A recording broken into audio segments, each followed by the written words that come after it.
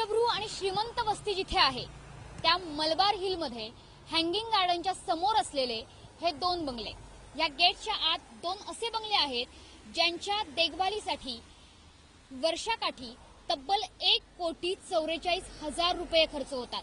ही रक्कम ऐकून कदाचित तुम्हाला धक्का बसेल, मात्र हे जे दोन बंगले आहेत ते मुंबई महापालिकेच्या अतिरिक्त आयुक्तांचे आहेत। डॉक्टर संजय मुखर्जी आणि पल्लवी दराडे यांचे हे दोन बंगले। मुंबई महापालिकेचे अतिरिक्त आयुक्त संजय मुखर्जी यांनी घराच्या भिंतींना सोन्याचा वर्ख चढवलाय की चांदीचा मुलामा, असा प्रश्न आता मुंबईकरांना सतावतोय। कारण या बंगल्याच्या देखभालीसाठी तब्बल 1,44,00,000 रुपयांचा खर्च झालाय। आरटीआय कार्यकर्ते अनिल गलगली यांनी हा आरोप केलाय। पाणी पुरवठा विभागासाठी राखीव ठेवलेली रक्कम मुखर्जींनी घराच्या रंगरंगोटीसाठी वापरल्याचा आरोप आहे।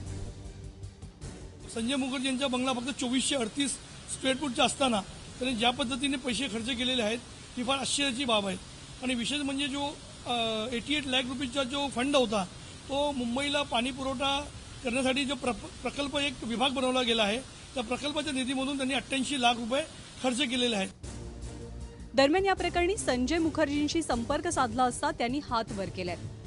5 वर्षांपासून माझा बंगला रिकामा होता, त्यामुळे त्याच्या डागडुजीसाठी जास्त खर्च आलाय आणि तसंही हा खर्च मी या बंगल्यात येण्यापूर्वी केला गेलाय।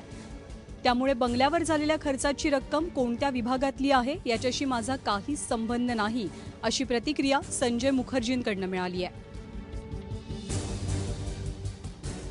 संजय मुखर्जींच्या शेजारी म्हणजे महापालिकेच्या अतिरिक्त आयुक्त पल्लवी दराडे या मॅडमनी देखील आपल्या बंगल्यावर नको तितका पैसा उधळल्याचा आरोप होतोय। त्यानंतर ज्या पल्लवी दराडे आहेत त्या सुद्धा अतिरिक्त महापालिका आयुक्त आहेत। त्यांनी ही माहिती थर्ड पार्टी असल्याचा दावा करत माहिती देण्यासाठी आक्षेप घेतला। त्यामुळे त्याबद्दल आम्ही आता अपीलमध्ये गेलेलो आहे। आमची माननीय पालिका आयुक्तांकडे एवढीच मागणी आहे की ज्या पद्धतीने कामकाज सुरू आहे एवढा प्रचंड पैसा खर्च करून कशा प्रकारे तुम्ही बंगल्याचे रिनोव्हेशन केलं, त्यामध्ये काय काय तुम्ही बनवलं याची माहिती सार्वजनिक करावी आणि अशा सर्व प्रकारच्या बंगल्यांची माहिती तुम्ही आपल्या वेबसाईटवर प्रदर्शित करावी। आता अतिरिक्त आयुक्तांच्या बंगल्यावर पाण्यासारखा पैसा उधळला जात असेल तर पालिका आयुक्त तरी कसे मागे राहतील। पालिका आयुक्तांच्या बंगल्यावर वर्षापोटी 50 लाख रुपये खर्च होत असल्याचं निष्पन्न झालंय।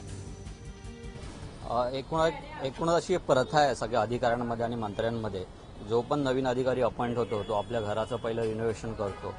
ते टॅक्सपेयर्सचे आपले पैसे असतात, अजिबात मागे पुढे बघत नाही की आपण किती खर्च करतोय।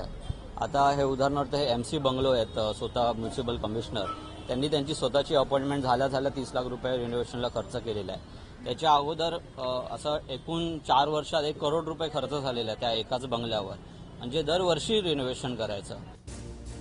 एकीकडे मुंबईकर खुराड्या इतक्या घरात आयुष्य काढतात, म्हाडासारख्या योजनांमध्ये देखील घरांवरती आमदार खासदार डल्ला मारतात आणि इथे मुंबईकरांचाच पैसा वापरून पालिका अधिकाऱ्यांचे बंगले सजवले जातात।